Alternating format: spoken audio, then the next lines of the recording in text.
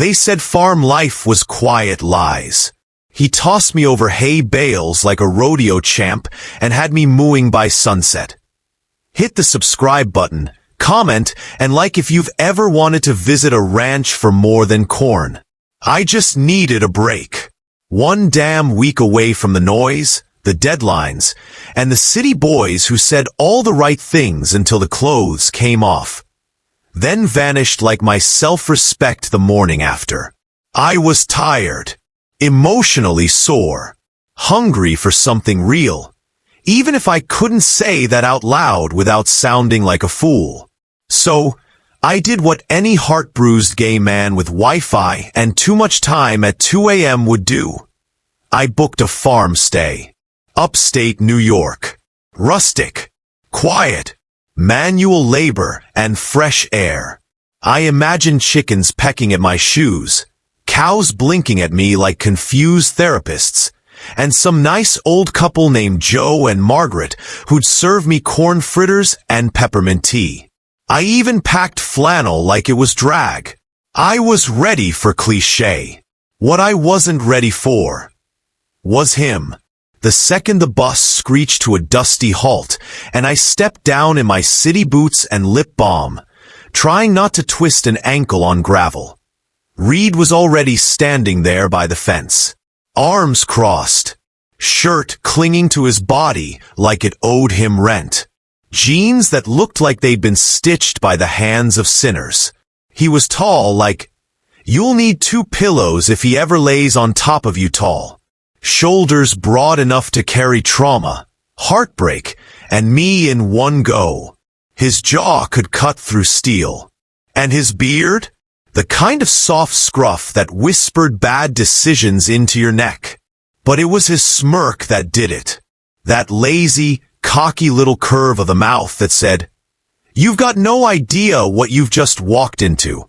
My stomach did something I hadn't felt in months, fluttered. Not just lust. This was danger. Heat. Power. He walked up slowly. The kind of swagger that said he didn't rush for anyone. "You must be city boy," he said, voice like gravel dipped in warm molasses. "I have a name," I replied, forcing a smirk of my own. "But you can call me that for now." He looked me up and down. Boots. Sunglasses. Tight black jeans that screamed, "Do not bend or lift." Then he said, "You're gonna last 2 days. Maybe. Bet I last longer than you can handle." I shot back, instantly regretting the innuendo, until he chuckled low and dangerous and said, "We'll see about that." And just like that, I knew this week wasn't going to be peaceful. It was going to be reckless. And I'd probably leave with sore thighs and a broken heart. But God, it was going to be worth it. It started with chores. He handed me a pail and pointed at the cow like it was obvious. "Go on, city boy. She won't bite."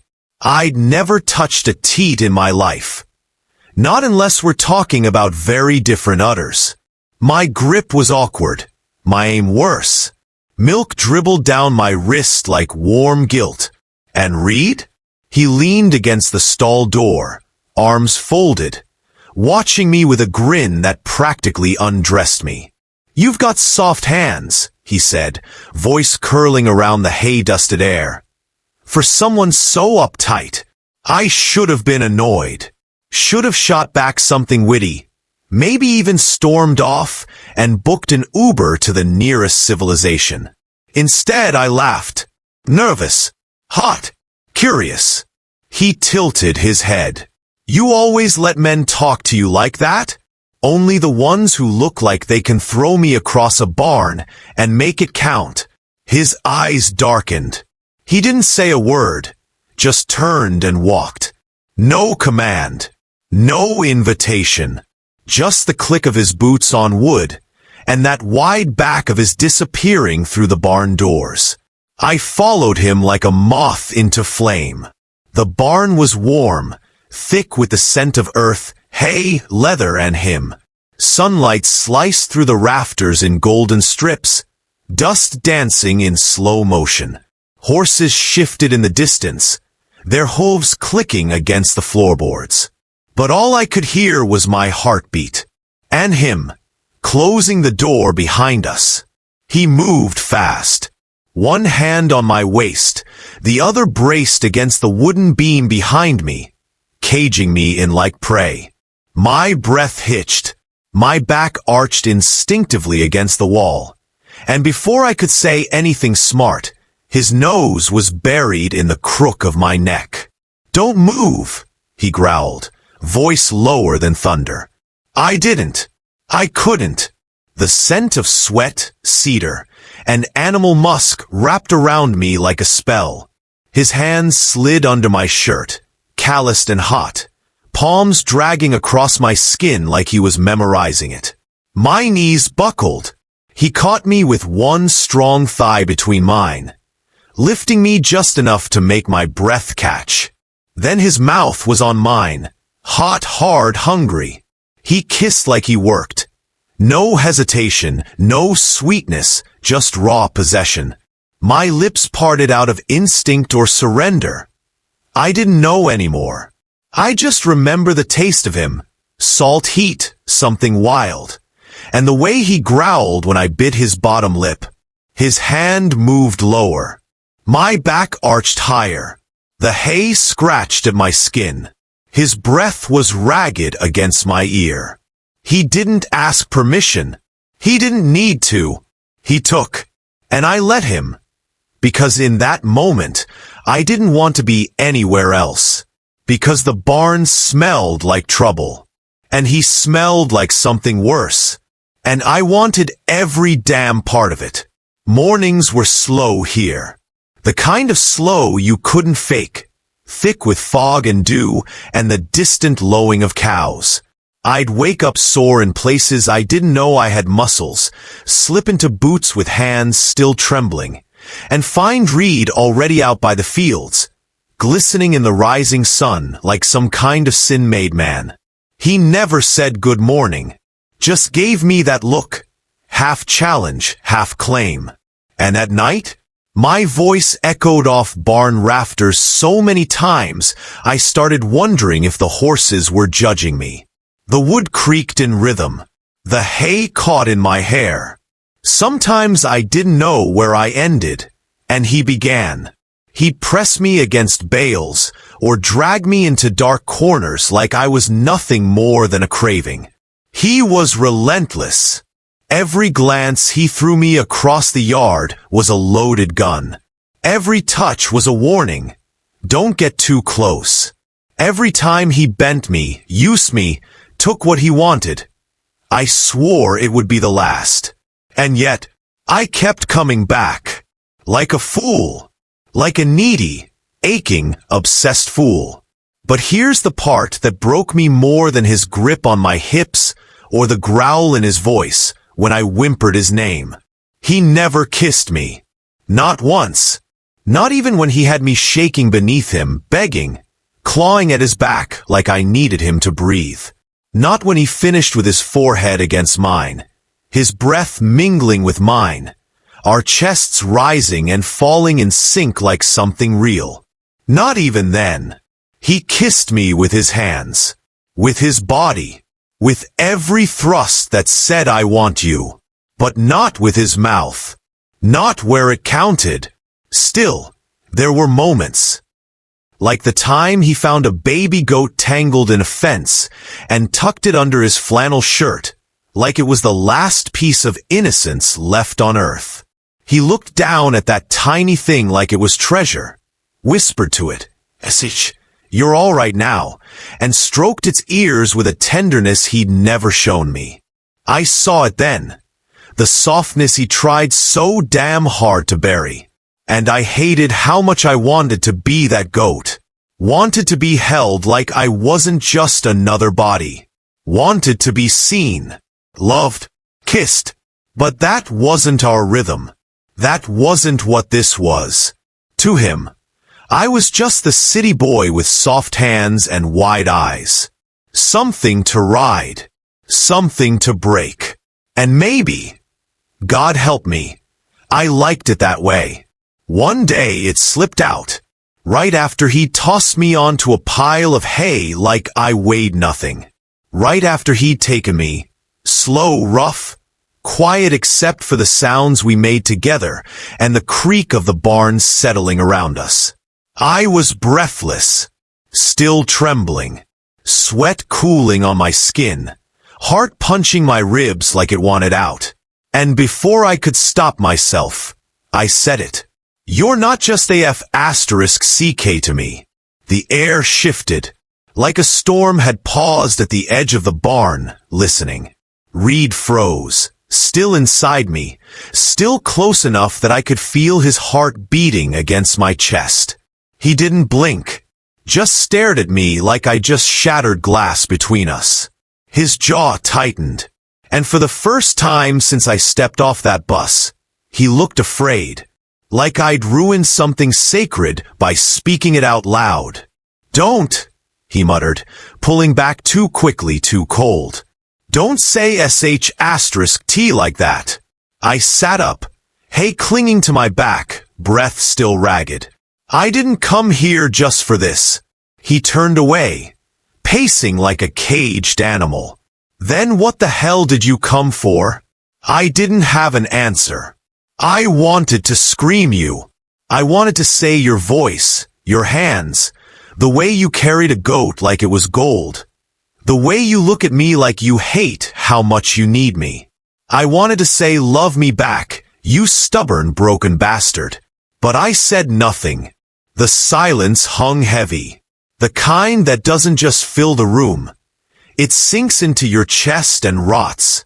He looked at me then, and for a split second, I thought he was going to leave. Instead, he stepped forward, grabbed my face like he was trying not to shake, and kissed me. God, he kissed me. Like he'd been drowning for years, and I was the first breath he'd taken. His lips were rough, unsure. There was no choreography to it. Just need, and something deeper. Something terrifying. His hands trembled at the sides of my jaw. I moaned into his mouth, gripping his shirt like I could anchor myself to the moment. Because I knew, this wasn't just lust anymore. This was something that could split me open. When he finally pulled away, our foreheads pressed together. His voice came out a whisper, so quiet I almost missed it. "You weren't supposed to matter this much." And just like that, I broke. Right there in that damn barn, surrounded by hay and silence, and the ghost of all the things we weren't saying. I shattered. And for the first time since I arrived, I didn't feel used. I felt wanted. And that was so much worse. After that day, it rained for 2 days straight. Not the soft kind. Not the romantic kind you watch from the window with a warm drink. No. This was the kind of storm that swallowed the sky whole.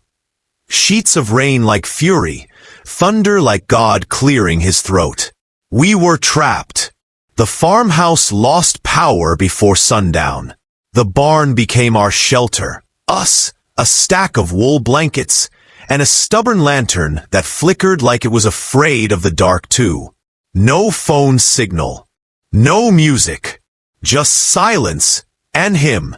And it was in that silence that Reed cracked open. Not all at once. He didn't pour. It was more like watching stone erode in slow motion. A sigh here. A glance there. A sentence that started too many times before it finally came out whole. His voice was low. "Raw. There was a guy," he said, staring at the rain. "Back when I thought loving quiet meant you had to live quiet. I didn't speak. I knew if I did, the walls would go back up. He was married. To a woman," Reed went on. His jaw clenched like the words tasted like ash. "We were just roommates." That's what he told everyone. I watched his fingers clench into the blanket like he was still holding on to something long gone. I waited for him to leave her. He never did. Instead, he left me a pause, left a note, and a key to an apartment I didn't ask for. He looked at me then, and I swear, his eyes were darker than the sky outside. "I don't do promises," he said, his voice like gravel soaked in rain. "But I never break what I don't make." I swallowed hard. There was so much I wanted to say, but nothing that felt right. So I just nodded, and that's when he did something he'd never done before. He reached for me, but not to strip me, not to bend me, or take what he wanted. He just pulled me into him, arms tight, face buried in my neck, and held me. His chest rose against mine, slow and steady, one arm around my waist, the other in my hair. No words, no tension, just warmth. And God, it scared the hell out of me, because I knew what that kind of closeness could do. Because I'd spent so long convincing myself I was okay with being used, as long as I wasn't forgotten. Because somewhere deep inside, I'd started to believe I didn't deserve this kind of softness. And yet, here he was, here we were, in the middle of a storm, tangled together on scratchy wool, not touching to feel skin, but to feel safe. That night, for the first time since I arrived, Reed didn't take me. He didn't need to. He just held me like maybe, just maybe, I wasn't another mistake. Finally, my week was up. No dramatic sunrise. No teary farewell. Just the low hum of the old bus engine and my suitcase clunking down the steps of the porch. He didn't say, "Stay." Didn't ask when I'd be back. Didn't even look at me when I stood at the edge of the gravel road, waiting for the bus that would take me back to city lights and people who kiss you without meaning it. I thought maybe, just maybe, he'd run after me, pull me back, say something reckless and real like, "Don't go. I need you here. I miss you already." But Reed just leaned against the barn door, arms crossed, eyes on the horizon like I wasn't even leaving. So I didn't say goodbye, because if I did, I'd cry. And I'd promised myself I wouldn't let him see me fall apart. The ride back to Manhattan was a blur. Rain still threatening, fields giving way to concrete, the weight in my chest growing heavier with every mile. I curled into the window seat like a question mark, watching cows fade into trees, trees into silence, silence into traffic. When I got home, everything felt wrong. My apartment was clean. My fridge was stocked. My phone buzzed with notifications from boys who hadn't noticed I'd been gone. But my bed? Cold. My heart? Colder. I lay there that night, fully clothed, staring at the ceiling like it owed me an answer. And when I finally cried, it wasn't the kind of cry you post about or turn into poetry. It was quiet, ugly, real, because something in me had changed, something I couldn't name. I'd gone to that farm to escape, to breathe, to be anonymous for once. Instead, I'd been seen. He saw me. Not the gloss, not the performance. Me. And even if he never said it, even if he never came after me, I felt it. I tasted something real. Not filtered. Not polished. Not performative. Just raw, aching, imperfect want. And now, back in a city where everything was loud, but nothing ever meant anything, I realized what I wanted. I wanted more. More than hookups and heartbreaks. More than soft lies whispered in hard beds. I wanted truth. Connection. Rough hands that held me like they meant it. I wanted him. 3 weeks later, I showed up unannounced. No plan. No warning. Just a suitcase, a ticket, and a heart full of reckless hope. The barn door creaked open before I even reached it. There he was, shirtless, rugged, the kind of raw and real that no city skyline could ever compete with. His muscles flexed like they were carved from the earth itself, sweat and dirt mingling in a scent that was pure him, wild and honest. He looked up, startled for a second, then smirked. "Came back to milk another cow," he teased, eyes dancing with that damn mischievous glint. I didn't smile. I walked right up to him, close enough to feel the heat radiating off his skin, and said, flat and steady, "No. I came back to be yours." The smirk faded. For the first time, I saw the weight in his eyes, the guard coming down, the walls crumbling. He dropped the pitchfork with a soft thud, stepped forward, and pulled me into his arms like he was never letting go. His lips brushed my ear as he whispered, "Then don't leave. Ever again." The words hit me like a promise and a challenge all at once. That night, when he filled me up, it wasn't just flesh and fire. It was everything we'd both been starving for. It was love, rough and raw, broken and beautiful. It was the kind of love that scars and heals, that shakes you down to your bones and leaves you whole. And as we lay tangled beneath the endless sky, surrounded by the scent of hay and earth, I knew one thing for sure. I was home.